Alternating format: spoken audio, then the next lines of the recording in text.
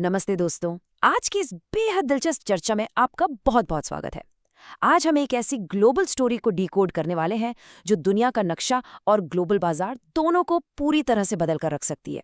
हम बात करेंगे यूरोप के एक बिल्कुल नए मास्टर प्लान की और समझेंगे कि कैसे दो बड़े दिग्गजों की ये तनातनी भारत के लिए एक बहुत ही सुनहरा मौका बनकर सामने आ रही है। तो चलिए बिना किसी देरी के शुरू करते हैं। अब सबसे पहला और बड़ा सवाल जो आपके भी दिमाग में आ रहा होगा वो ये है कि यूरोप जो हमेशा से ओपन मार्केट और फ्री इकोनॉमी का सबसे बड़ा सपोर्टर रहा है, वो अचानक चीन जैसे मेगा सप्लायर्स इतना घबरा क्यों रहा है। मतलब रातों रात ऐसा क्या बदल गया कि यूरोप को अपनी ही दरवाजों पर इतने सख्त पहरेदार बिठाने पड़ गए। इसी सवाल का जवाब छिपा है यूरोप के उस नए मास्टर प्लान में जिसे मेड इन यूरोप कहा जा रहा है। देखिए, सदियों से ना यूरोप पूरी दुनिया को फ्री ट्रेड का पाठ पढ़ाता आया है, मतलब बिना किसी सरकारी रोक टोक के व्यापार करना।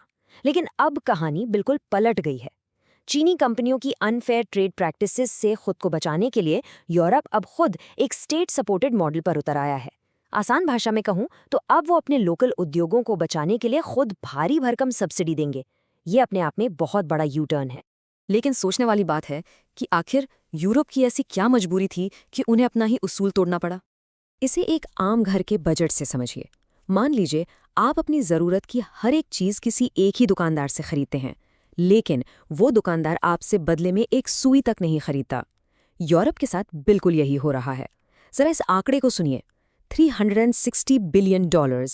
जी हाँ, यूरोप का चीन के साथ व्यापार घाटा $360 बिलियन तक पहुंच गया है। चीन उनसे मोटा पैसा तो कमा रहा है, लेकिन उनका सामान खरीद नहीं रहा, और ये चीज़ यूरोप की इकोनॉमी को अंदर ही अंदर पूरी तरह खोखला कर रही है। और दोस्तों, ये घाटा सिर्फ कागजों तक सीमित नहीं है। इसे चाइना शॉक 2.0 कहा जा रहा है। आपके घरों के सोलर पैनल हों, बैटरियां हों या फिर सड़कों पर दौड़ती इलेक्ट्रिक गाड़ियां, चीनी कंपनियों ने इन सस्ते सामानों से यूरोप के बाजार में मानो बाढ़ सी ला दी है। हालत ये हो गई है कि यूरोप के अपने लोकल बिजनेस विलुप्त होने की कगार पर आ गए हैं। उन्हें समझ आ गया कि अगर अभी ब्रेक नहीं लगाया ना, तो लिटरली उनका गेम ओवर है। और बस इसी तबाही से बचने के लिए यूरोप ने अब चीन पर बेहद सख्त पाबंदियां लगाना शुरू कर दी हैं। खुद को मार्केट में बचाए रखने के लिए यूरोप ने खेल के नियम ही बदल डाले हैं। उन्होंने चीनी कंपनियों के लिए एक बहुत ही चालाक जाल बिछाया है। अब चीन सिर्फ अपना माल बनाकर यूरोप में डंप नहीं कर सकता। नए नियम क्या कहते हैं? पहला, अगर माल बेचना है तो अपनी फैक्ट्री यूरोप में ही लगाओ। दूसरा, जो कच्चा माल इस्तेमाल होगा वो भी यूरोप का ही होना चाहिए। और तीसरा, जब आप ये दोनों शर्तें पूरी करेंगे तभी आपको यूरोपियन सरकार से सब्सिडी मिलेगी। सीधे शब्दों ने चीन को अब अपना पैसा और अपनी तकनीक दोनों यूरोप के हवाले करनी होगी। अब आप खुद सोचिए, क्या दुनिया का सबसे बड़ा सप्लायर यानी चीन ये सब चुपचाप सहेगा? बिल्कुल नहीं। चीन ने इसे एक सीधे खतरे की तरह देखा है और तुरंत पलटवार भी कर दिया है। उन्होंने यूरोप को एकदम साफ शब्दों में चेतावनी भी दी है कि अगर आपने हम पर पाबंदियां लगाईं तो हम भी आपके यूरोपियन सामानों पर भारी टैरिफ ठोक देंगे। और उससे भी बड़ा दांव खेलते हुए उन्होंने कुछ बेहद महत्वपूर्ण खनिजों के एक्सपोर्ट पर रोक लगाने की धमकी दे दी है। और यहीं पर चीन ने यूरोप की सबसे दुखती रग पकड़ी है, जो है रेयर अर्थ एलिमेंट्स।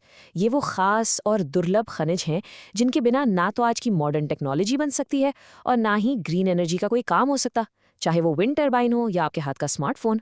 सबसे बड़ी समस्या ये है कि यूरोप इन खनिजों के लिए लगभग पूरी तरह चीन पर निर्भर है, तो चीन का ये दाव यूरोप के लिए बहुत भारी पड़ सकता है। लेकिन पिक्चर अभी बाकी है दोस्तों, क्योंकि इस पूरी ग्लोबल लड़ाई में एक बहुत बड़ी अपॉर्चुनिटी भारत के दरवाजे पर दस्तक दे रही है। कहते हैं ना कि जब दो बड़े खिलाड़ी आपस में भिड़ रहे हों तो किसी तीसरे के लिए एक बहुत बड़ा मौका बन जाता है। यहाँ वही हो रहा है।